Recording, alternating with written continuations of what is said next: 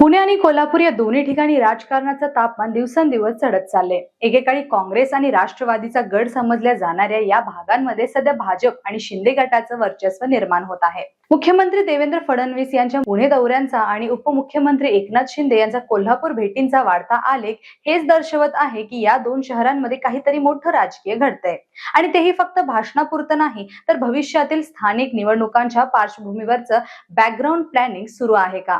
या व्हिडिओत आपण पाहणार आहोत पुणे आणि कोल्हापूर मधील सध्या सुरू असलेलं राजकीय गणित आणि नेमकं काय चाललंय पडद्यामागं। नमस्कार, मी आकांक्षा आणि तुम्ही पाहताय ट्रेंडी गप्पा। भाजप शिंदे गट आघाडीवर।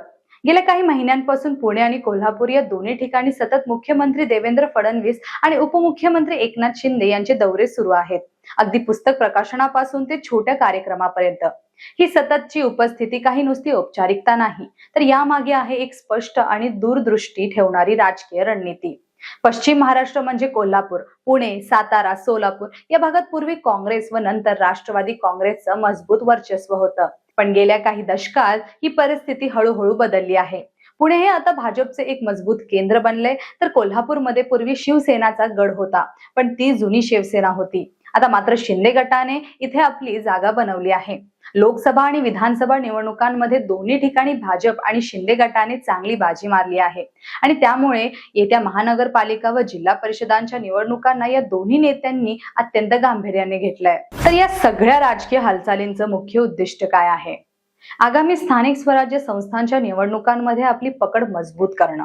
मुख्यमंत्री फडणवीस आणि उपमुख्यमंत्री शिंदे यांचे सध्या सातत्याने सुरू असलेले दौरे याचं सूचक आहेत। हे दौरे फक्त औपचारिक कार्यक्रमापुरते मर्यादित नाही तर जिथे राजकीय दृष्ट्या महत्त्वाच्या घडामोडी होऊ शकतात अशा ठिकाणी प्रत्यक्ष उपस्थिती दाखवून मतदारांमध्ये आपली उपस्थिती ठसवण्याचा प्रयत्न सुरू आहे। यातून स्थानिक सत्ता मिळवण्यासाठीचं एक ठोस आणि शांतपणे राबवलेलं नियोजन स्पष्टपणे दिसतंय। पुणे आणि कोल्हापूर सारख्या शहरे आता पूर्ण सांस्कृतिक किंवा ऐतिहासिक केंद्र राहिलेले नाहीत, ती आता राजकीय रणनीतींच्या प्रयोगशाळा बनल्या आहेत।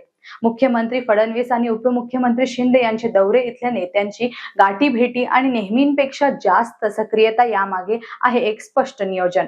आगामी महानगरपालिका, जिल्हा परिषद आणि स्थानिक निवडणुकांमध्ये सत्ता मिळवण्याचा निर्णायक प्रयत्न। म्हणजेच हे सगळं राजकारण फक्त पक्षांसाठी नाही तर सामान्य जनतेच्या भविष्यासाठीही महत्त्वाचं ठरणार आहे। विकास कामांची दिशा, सार्वजनिक सोयी सुविधा आणि प्रशासनावर याचा थेट परिणाम होणार आहे। पुणे आणि कोल्हापूरमध्ये राजकीय हालचालींमुळे स्थानिक विकासाला नवा मार्ग मिळेल का? कमेंट करून नक्की सांगा। व्हिडिओ आवडला असेल तर ट्रेंडी गप्पा या YouTube चॅनेलला सबस्क्राईब करायला विसरू नका। धन्यवाद।